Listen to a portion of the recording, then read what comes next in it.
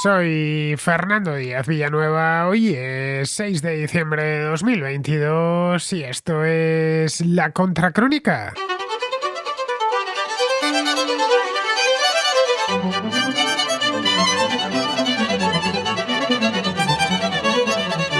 Hace semana y media el Tribunal Supremo del Reino Unido dictaminó que el Parlamento escocés carece de competencias para convocar un segundo referéndum de independencia, si no cuenta previamente con la aprobación del Parlamento de Westminster. El fallo del tribunal fue unánime y cayó como un jarro de agua fría sobre los nacionalistas escoceses, y más concretamente sobre la primera ministra de Escocia, Nicola Sturgeon, que había prometido celebrar un nuevo referéndum el año próximo. Sturgeon no tardó en pronunciarse al respecto, asegurando que respetaba el fallo judicial, pero acusó a Westminster de despreciar la voluntad democrática de los escoceses. Remarcó también que la idea de que el Reino Unido era una asociación voluntaria de naciones no era cierta. La idea de Sturgeon y de su partido, el Partido Nacional Escocés, el SNP por sus siglas, era, como decía antes, repetir el referéndum de 2014, dado que tras el Brexit las condiciones han cambiado sustancialmente. Como ahora no podrá hacerlo, al menos legalmente, utilizará las próximas elecciones generales, que se celebrarán en 2024, como un referéndum de facto.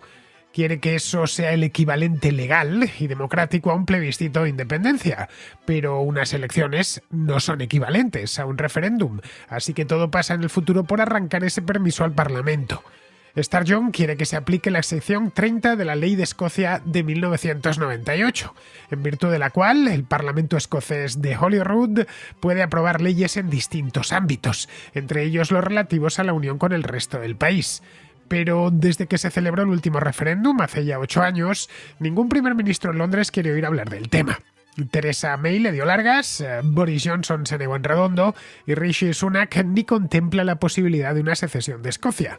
Remitió entonces Sturgeon la cuestión al Tribunal Supremo del Reino Unido, valiéndose de la abogada de Escocia, la abogada Dorothy Vane, que argumentó ante el tribunal que el proyecto de ley de referéndum figura dentro de los poderes de Holyrood, ya que la votación sería meramente consultiva y que carecería por lo tanto de efectos vinculantes. El tribunal estudió el caso y concluyó que no, que el de celebrar un referéndum o referéndums de esa naturaleza, al menos de forma unilateral, no forma parte de las competencias del Parlamento escocés y que la ley de Escocia no faculta al gobierno autónomo a convocar referéndums de independencia. Esto significa que si se aventuran a celebrarlo, a pesar de todo, será un plebiscito de carácter ilegal, siempre y cuando no cuenten antes con la autorización expresa del Parlamento de Westminster, tal y como sucedió allá por 2014. Para Rishi Sunak, que acaba de llegar al 10 de Downing Street, lleva muy poquito tiempo, y a quien le comen los problemas de toda índole, el fallo del Supremo le ha dado un balón de oxígeno que necesitaba con urgencia. Sunak es un convencido unionista y tiene muchos frentes que atender en estos momentos, por lo que lo último que desea es tener que preocuparse de una crisis constitucional. Para los nacionalistas escoceses es un revés de primer orden que les obliga a replantearse desde cero su estrategia y a adoptar una posición más gradualista. A lo que no renuncia el SNP es a la independencia, pero tendrá que esperar más tiempo si quiere conseguirla por la vía legal.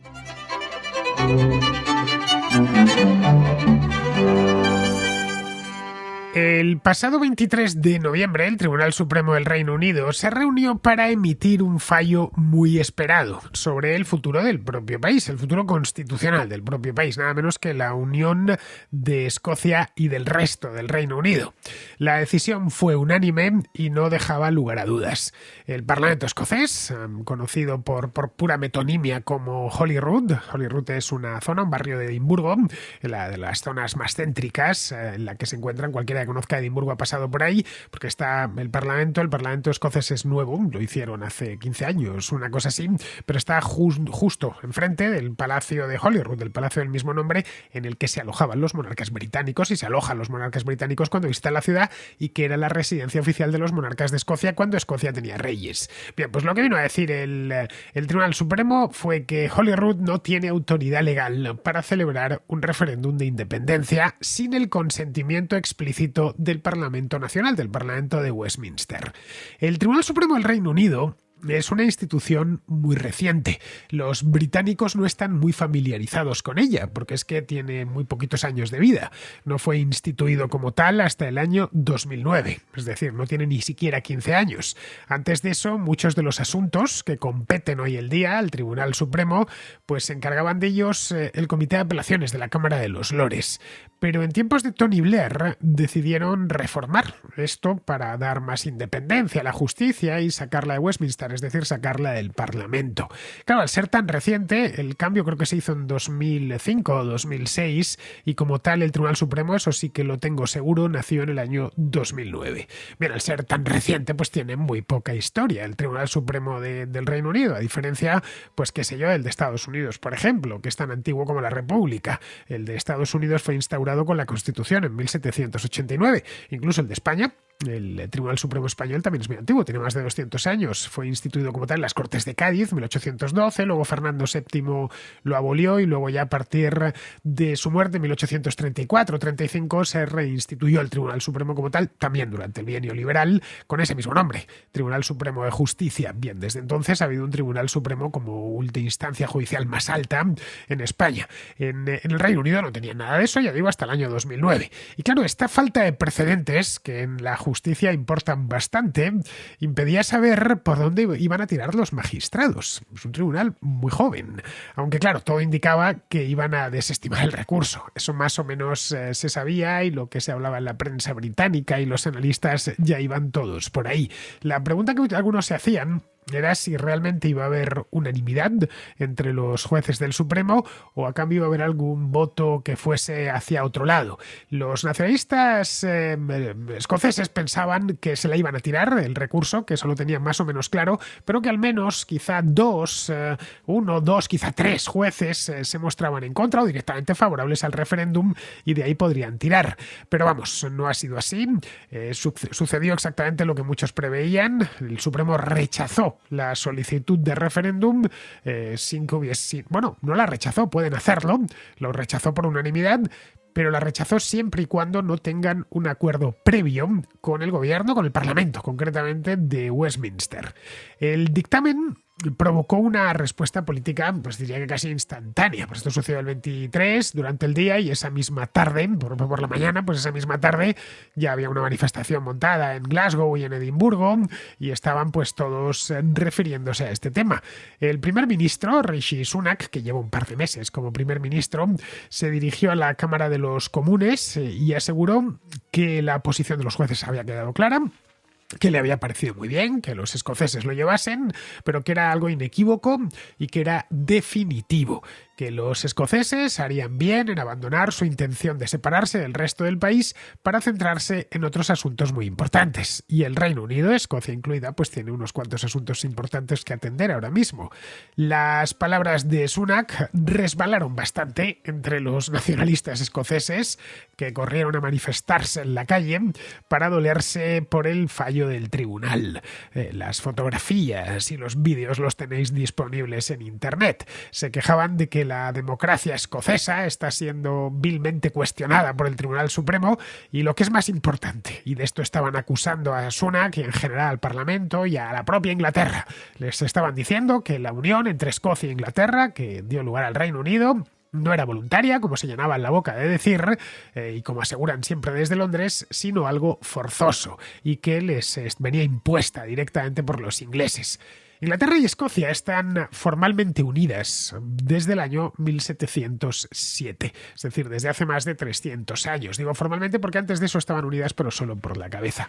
Ese año, bueno, fue un año antes, en 1706, creo. Los parlamentos de Escocia y de Inglaterra, Escocia tenía su propio parlamento, firmaron un tratado que los unificaba como tal, un acto de estos ingleses o británicos una ley que era del máximo nivel que hacía que ambos parlamentos se uniesen, no que desapareciese uno y que se lo tragase el otro, que es en cierta medida lo que terminó sucediendo porque el parlamento se fue obviamente a Londres, que era más importante que Edimburgo, pero vamos, estaban a igualdad, el parlamento escocés era un igual que el parlamento inglés y decidieron unificarse.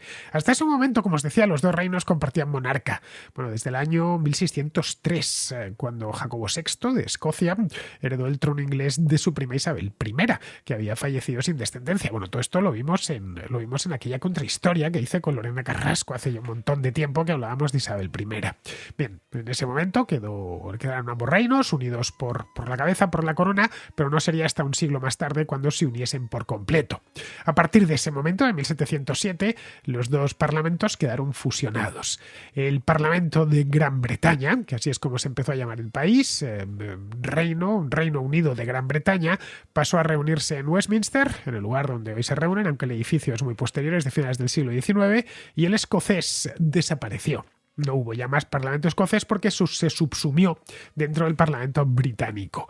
El escocés desapareció hasta hace unos años, durante casi 300 años, hasta que fue reinstaurado en el año 1999, tras la aprobación de la ley de Escocia, que se había aprobado por referéndum también un año antes, en 1998.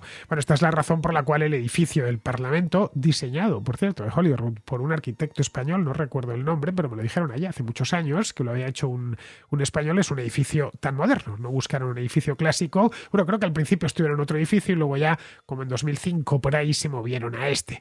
Bien, esta ley de Escocia, el 98, creaba una suerte de comunidad autónoma en la región, lo mismo hicieron en Gales y en Irlanda del Norte, con una serie de competencias que allí se conocen como materias reservadas, competencias para el Parlamento y para el gobierno escocés. Pero el Reino Unido seguía siendo un Estado y sigue siendo un Estado unitario, en el que simplemente lo que ha hecho el gobierno central, el de Londres, es descentralizarse. Un poco lo mismo que hizo España allá por el año 1978 con la Constitución, y es crear una serie de comunidades autónomas.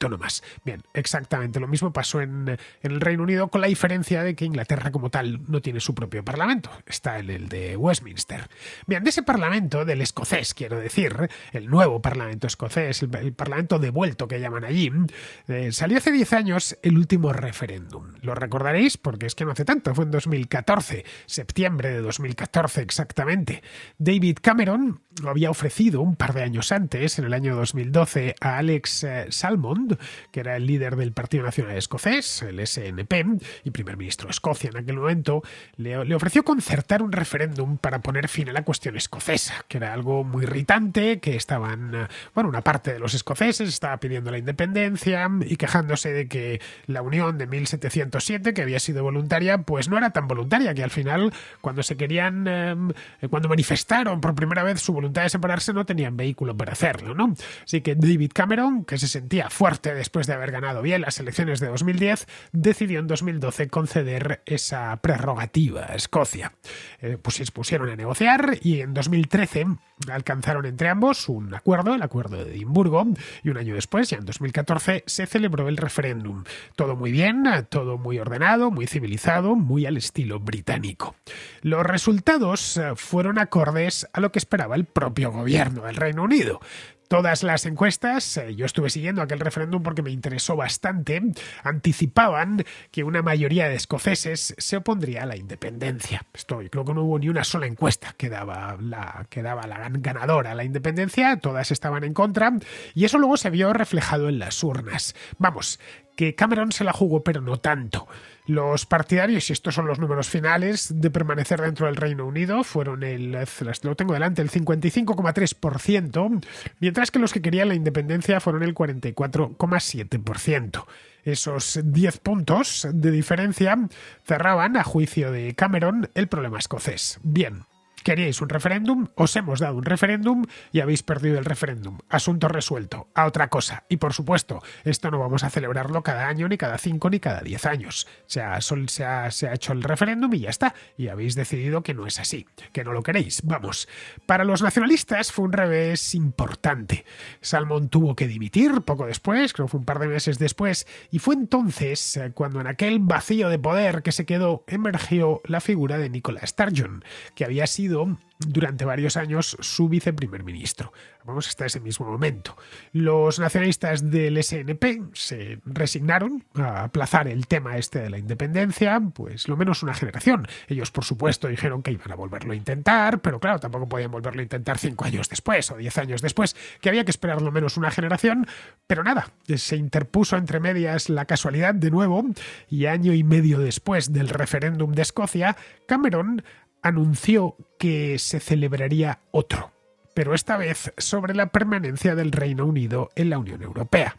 Como a Cameron le había salido bien una vez, porque lo de Escocia le salió a pedir de boca, simplemente tentó de nuevo a la suerte, pero esta vez se estrelló. Los británicos votaron a favor de salir de la Unión Europea, por poco, pero a favor, y el que tuvo que dimitir fue Cameron.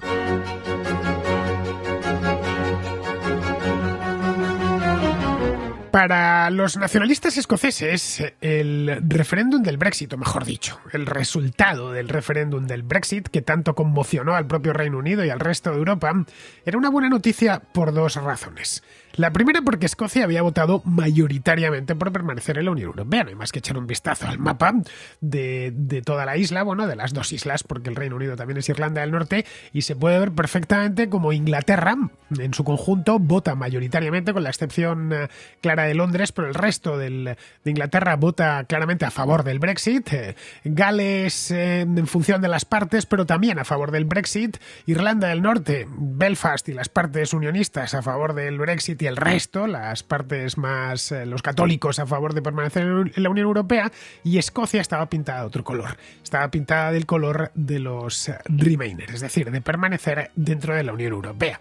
Y eso, para Nicola Sturgeon y para el SNP, era una gran noticia. Simplemente no nos hemos comportado electoralmente en este aspecto como el resto del país, por lo tanto es que quizá no pertenezcamos a este país. La segunda, porque las condiciones, en el momento en que se salía, las condiciones del referéndum de 2014 habían cambiado de manera drástica. Uno de los argumentos que emplearon los unionistas, que había empleado el propio David Cameron y los conservadores y los laboristas unionistas dentro de Escocia, era ese mismo, era la Unión Europea. Les venían a decir en la campaña que si Escocia se independizaba, pues tendría que salir de la Unión Europea y luego tendría ya que solicitar su admisión, algo que no tendría problemas porque cualquier país europeo puede solicitarla, pero que eso se demoraría varios años y además se podría oponer el gobierno británico, es decir, se podría oponer, podría ejercer su derecho al veto el Reino Unido para que Escocia nunca entrase. Pero es que aún no ejerciendo el derecho al veto podría constituir todo un problema para un nuevo país acceder, unas negociaciones que se pueden demorar 5, 6, incluso 10 años. Eso, entre tanto, pues minaría bastante la economía escocesa. Este era uno de los argumentos, había muchísimos más. Claro, nada más conocerse los resultados, Nicola Sturgeon anunció su intención de volver a las andadas. Se lo comunicó a la nueva primera ministra, Theresa May, que sucedió a David Cameron, pero May le pidió tiempo. Le dijo que no era el momento de este tipo de cosas, que bastante problemas tenía ya, que tenían que negociar con la Unión Europea, que Bruselas se había puesto muy dura, que estaba Michel Barnier apretándole las tuercas y que esperase unos cuantos años, al menos hasta que el Brexit se consumase. Tardó en consumarse, eso sí, algo que llevó, como bien sabemos, pues sus 4 años, porque hasta principios de 2020 no consiguieron salir del todo. Cuando ya en 2020 el Reino Unido salió definitivamente de la Unión Europea, Theresa May ya no estaba en Downing Street. Te había dado largas a Nicola Sturgeon, se había reunido con ella muchas veces, habían puesto la mejor cara ante los fotógrafos, pero ya no tuvo que lidiar con lo siguiente. Su lugar lo ocupaba Boris Johnson, que había llegado al 10 de Downing Street en julio exactamente, de 2019. Llegó primero sustituyendo a Theresa May y luego ya a partir de las elecciones de diciembre de ese año como ganador de esas mismas elecciones, además por una amplia mayoría. Esto le daba muchísima autoridad. Y Johnson, que siempre fue unionista, en lo del Brexit sí cambió de opinión en algún momento, pero en el respecto a la unión del Reino Unido nunca había mostrado la más mínima duda. Él se negaba en redondo a facilitar las cosas como había hecho David Cameron 8 años antes. No habría, por lo tanto, si Boris Johnson se negaba y con él toda su mayoría parlamentaria, pues no habría consentimiento por parte de Westminster, al menos mientras él fuese primer ministro y los conservadores mantuviesen el control del Parlamento. Eso empujó a Sturgeon a buscar una arreglo legal. porque lo que los escoceses lo quieren hacer de manera legal, a diferencia de los independentistas catalanes de hace unos años que en 2017 tomaron la calle del medio. Encargó a la abogada de Escocia, que se llama Dorothy Bain, que redactase un recurso y lo interpusiese ante el Tribunal Supremo, que estudió el caso y falló, pues como os decía antes, el pasado día 23, negándose por unanimidad a la convocatoria a un referéndum unilateral. Da igual que fuese meramente consultivo, como proponían ellos, o que fuese vinculante. Simplemente no pueden convocar ese tipo de referéndum sin el consentimiento de Westminster. El fallo, como os decía antes, no fue inesperado. Casi nadie creía que el Tribunal Supremo iba a entregar a los nacionalistas escoceses un aval constitucional para celebrar ese referéndum. El presidente del Tribunal Supremo, que se llama Robert Reid, y es de hecho escocés, estudió, no sé si de Glasgow, nació allí, estudió allí la carrera y demás, dijo que la decisión no había sido una decisión política, sino meramente legal, que se basaba en la misma ley de Escocia en 1998, la misma que condujo al establecimiento del Parlamento escocés en Edimburgo al año siguiente. Pues bien, lo que dijo Reid es que, leyendo y estudiando a fondo la ley de Escocia, cualquier asunto legislativo relacionado con la integridad constitucional del Reino Unido está reservado en exclusiva a la Cámara de los Comunes. Es una competencia, es materia reservada de la Cámara de los Comunes, ya que en el Reino Unido impera la soberanía parlamentaria. Un referéndum de independencia, incluso si se lleva a cabo sobre una base consultiva no vinculante, como era la intención de Sturgeon, pondría en solfa esa soberanía. Si hacen un referéndum están desafiando la soberanía del propio Parlamento, que tiene que dar su consentimiento. En el año 2014 no sucedió eso. En 2014 ambas partes pactaron y se obligaron, además, en esas negociaciones, que se demoraron muchos meses, se obligaron a acatar el resultado, en función de los acuerdos de lo acordado en Edimburgo en 2013. Que se negoció entonces entre Alex Salmond y David Cameron. Todos recordaban, porque es que es una historia muy reciente lo que había pasado entonces. Cuando los escoceses en 2014 votaron para seguir siendo parte del Reino Unido, Salmond se vio interpelado personalmente, tuvo que ceder y tuvo que dimitir. En esta ocasión, Nicola Sturgeon, que es quien dirige ahora el SNP, ha adoptado de hecho un tono más conciliador que el de los manifestantes que salieron a la calle el otro día. Reconoció que no le gusta el fallo del Supremo, naturalmente, como no puede ser de otra manera, porque va contra sus intereses, pero también dijo que su partido lo reconocería, porque no pone en cuestión la legitimidad del tribunal. Tras eso, dijo que si Escocia e Inglaterra no pueden resolver la cuestión de la independencia a través de un referéndum de mutuo acuerdo, esto es importante remarcarlo, Escocia se independiza pero no de Inglaterra, se independiza del resto del Reino Unido, que está formado también por Gales y por Irlanda del Norte. Pero bueno, a los nacionalistas escoceses les gusta mucho insistir en eso de Inglaterra porque tienen muchísima rivalidad. Pero bueno, dijo eso, que si no pueden resolver con los ingleses la cuestión de la independencia a través de un referéndum, que sea naturalmente de mutuo acuerdo, el Partido Nacional Escocés encontrará, y esto es textual, otro medio democrático y legal para que el pueblo escocés exprese su voluntad. Bien, en este punto es difícil ver hacia dónde se dirige el movimiento independentista Escocia, que ha sido la fuerza dominante de la política escocesa. Han ganado todas las elecciones allí que se han celebrado durante las 2 últimas décadas, es decir, desde que se devolvió o se recuperó el Parlamento escocés. Tras el fallo del Supremo, todos los caminos legales hacia la independencia pasan por Westminster. Esta es la realidad. No habrá un segundo referéndum de independencia sin el apoyo de una mayoría de miembros del Parlamento británico, lo que reduce drásticamente, radicalmente las opciones políticas del SNP. Pueden tirarse a la piscina y hacer algo como lo de los nacionalistas catalanes de hace ya 5 años, pero eso empeoraría bastante las cosas. Escocia además tiene otro problema en el Parlamento de Westminster, y es que está mucho menos poblada que Inglaterra. Solo en Escocia se eligen solo a 59 de los 650 miembros del Parlamento británico. Así que, aunque los 59 fuesen del SNP, tampoco podrían forzarlo. Es probable que un cambio en el equilibrio del poder parlamentario en Westminster, que en algún momento llegará, no van a gobernar siempre los conservadores, y además, según están las cosas, todo invita a pensar que les van a aventar del poder en un par de años, Pero aunque cambie, aunque cambien los equilibrios partidistas, tampoco cambiará nada. Los conservadores se oponen al separatismo escocés, pero es que los laboristas también. El líder del Partido Laborista, que es Keir Starmer, que según las encuestas ganará las próximas elecciones, ya ha descartado un nuevo referéndum y ha dicho que él no está de acuerdo de ninguna manera. Bien, esto obliga a los independentistas a rediseñar su estrategia, y en eso mismo están ahora. El plan A no les ha funcionado, que es obtener un referéndum acordado y pactado previamente, como el de 2014. Tampoco les ha funcionado el plan B, que es llevárselo al Tribunal Supremo y que el Tribunal Supremo les dé la razón, así que tendrán que pasar al plan C, que según se extrae de las palabras de Sturgeon, pasa por convertir las elecciones generales de 2024 en un plebiscito de facto sobre la secesión de Escocia. Si el SNP y otros partidos más pequeños de aquella región, como los Verdes, por ejemplo, obtienen más del 50% de los votos emitidos en Escocia, entonces, según ellos, se sentirán autorizados para exigir a Westminster un nuevo referéndum. Pero es que eso tampoco cambiaría nada. Los partidos unionistas, laboristas, conservadores, liberaldemócratas, los rechazarán de plano, porque en 2024 lo que se renovará es el Parlamento. No se preguntará a nadie sobre la independencia de Escocia.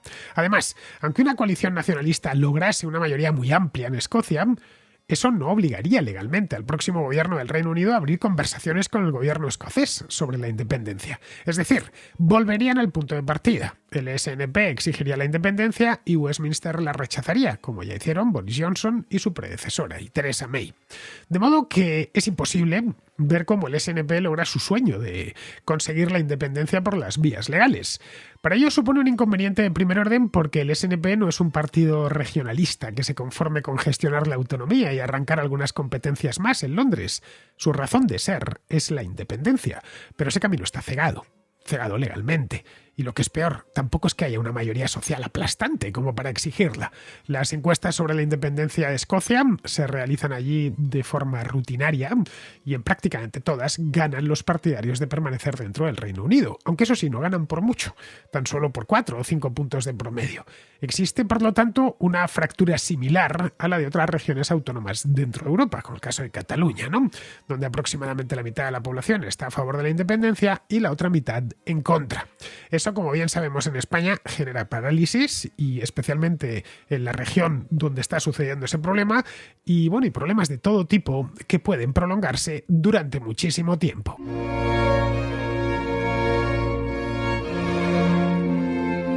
Vamos con la contrarréplica. Empezamos con José, que es de Granada y que nos habla de la penúltima polémica del ministerio de Irene Montero a cuenta de una carta que envió el Instituto de las Mujeres, dependiente de ese mismo ministerio, a una bodega berciana para que retirasen una valla publicitaria de uno de sus vinos. Mandaba este mensaje para comentar el tema de la bodega del Bierzo y el cartel supuestamente que sexualiza a la mujer, la valla esta publicitaria, en la que se ve lo que se ha denominado como una mujer con un bikini mirando al mar y demás.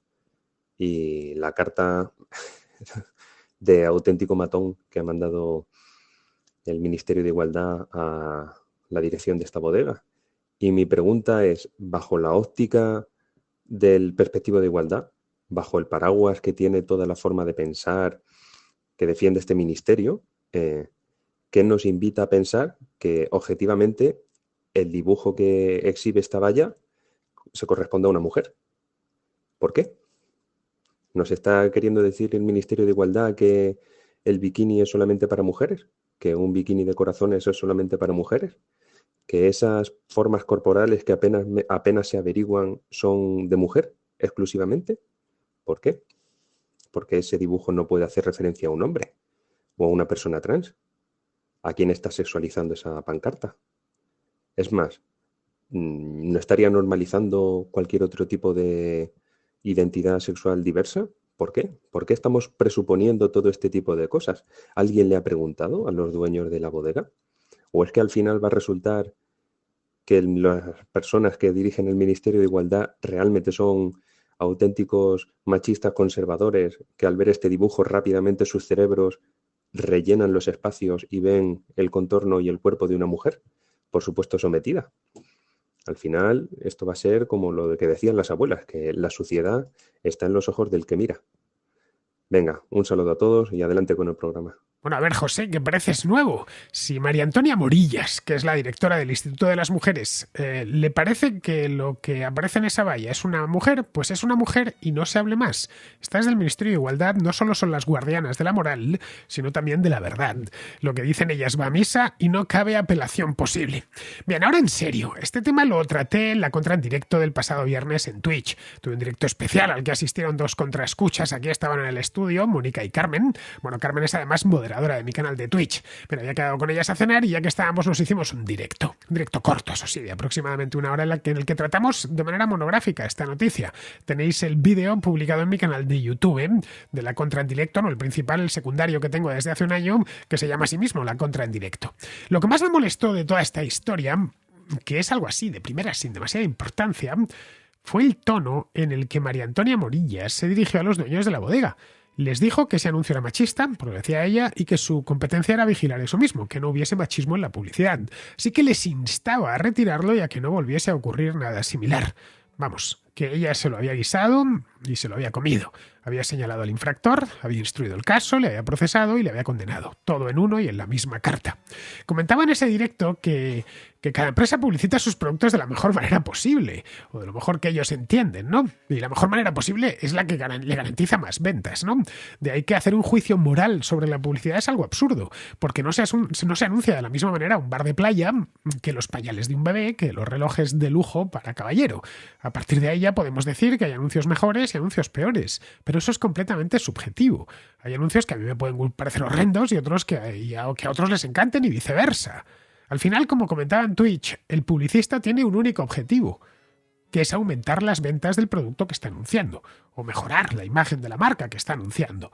Si un anuncio es de mal gusto, evidentemente, para la mayor parte de los consumidores, probablemente, digo de mal gusto porque eso también es subjetivo, pero de mal gusto para la mayor parte de los consumidores, pues probablemente se resientan las ventas, ¿no? O empeore la imagen de esa marca.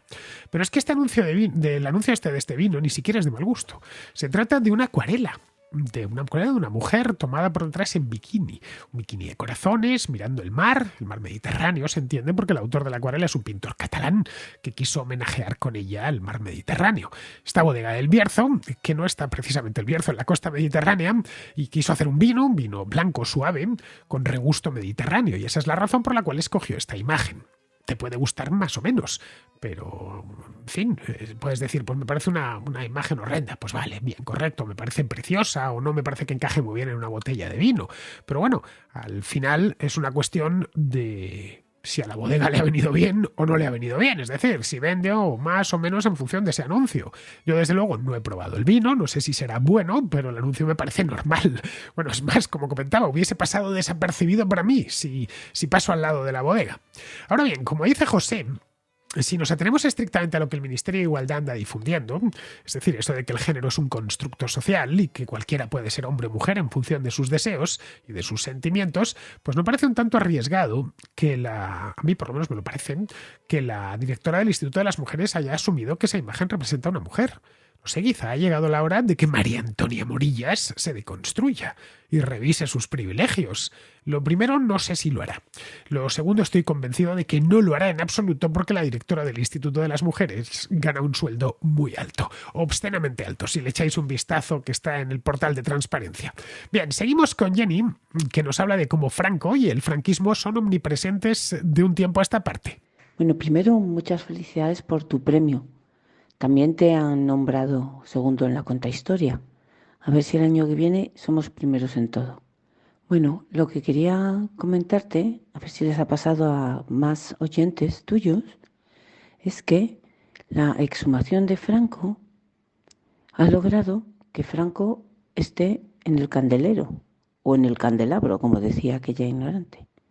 Porque mucha gente como yo, que ni odiaba ni quería, digamos, a Franco, más bien no se conocía su historia o la sabíamos por los mitos o por las cosas que nos habían contado en nuestra familia, o una mezcla de ambas cosas, ambas de ignorantes. Pues ahora, por lo menos yo, me ha entrado el gusanillo de conocer quién era Franco y estoy aprendiendo muchas cosas de su vida, como diría un clásico, luces y sombras. Pero la realidad es que ahora mismo A mí, por lo menos, me está interesando mucho su figura, lo que hizo en España, por qué lo hizo y cuáles han sido las consecuencias de sus actos y cómo influyó en nuestro presente actual. Bueno, solo era por saber si hay a más gente que le está pasando esto, a mucha, a cuánta, y sus impresiones. Un saludo, Fernando, y hasta otra. Como bien dice Jenny, de Francisco Franco apenas se hablaba en España hasta hace unos años, salvo entre historiadores y gente muy aficionada a la política. No era desde luego un asunto de debate en la calle, ni mucho menos. Hace casi medio siglo que murió Franco y más o menos el mismo tiempo que su régimen desapareció, porque fue morirse Franco y desapareció el franquismo a renglón seguido. No quedan ya tantos españoles que recuerden el franquismo en primera persona, porque es que el tiempo no pasa en balde. Los que lo recuerdan eran muy jóvenes cuando murió Franco, bueno, directamente niños o adolescentes. De la Guerra Civil, por supuesto, no se acuerda prácticamente nadie, ya porque es algo que sucedió hace casi 90 años. Esto de traer la historia al presente, y más concretamente la figura de Franco y el franquismo, fue un empeño personal de José Luis Rodríguez Zapatero durante sus 2 mandatos. En parte lo consiguió, aunque no se llevó a los extremos de los últimos años. La izquierda y la extrema izquierda utilizan a Franco y aquel régimen en clave actual para identificar la dictadura con sus adversarios políticos. Así se pueden colocar ellos como quienes luchan contra el dictador, aunque el dictador lleve 50 años muerto. No importa que cuando Franco murió, Pedro Sánchez tenía 3 años y buena parte de su gobierno ni siquiera había nacido. El hecho es que el dispositivo les funciona, al menos entre su electorado o parte de su electorado. De cualquier modo, detrás de esta ola de antifranquismo retrospectivo que sufrimos desde hace unos años, lo que habita es la voluntad de echar abajo la Constitución de 1978 y todo lo que se hizo en aquel entonces, que no os quepa la menor duda. ¿Por qué os preguntaréis mucho? Porque diréis, ¿pero qué sentido tiene, no? A fin de cuentas, el PSOE ha sido el partido que más tiempo ha estado en el poder desde el 78. Pues yo creo que porque esa Constitución marca unos límites que les parecen irritantes, ya que con esa Constitución no pueden expandir su poder, o pueden expandirlo hasta cierto punto, pero de ahí no pueden pasar. Luego es necesario cepillarse la Constitución. Y antes de eso, pues hay que identificar al 78 con el franquismo, que es en lo que están los socios del gobierno desde hace ya muchísimo tiempo. Así que me temo que tendremos franquismo para rato. Algo bueno sí hemos podido sacar de todo esto, esa es la verdad. Y es que ha permitido que gente que ignoraba esa época de la historia de España se interese por ella. Todo lo que sea estudiar historia es necesariamente bueno. El franquismo fue un régimen muy largo, duró casi 40 años, fue complejo, fue cambiando a lo largo del tiempo, un régimen que salió de un golpe de Estado y de una guerra civil y que terminó en una constitución que gozó de un consenso muy amplio.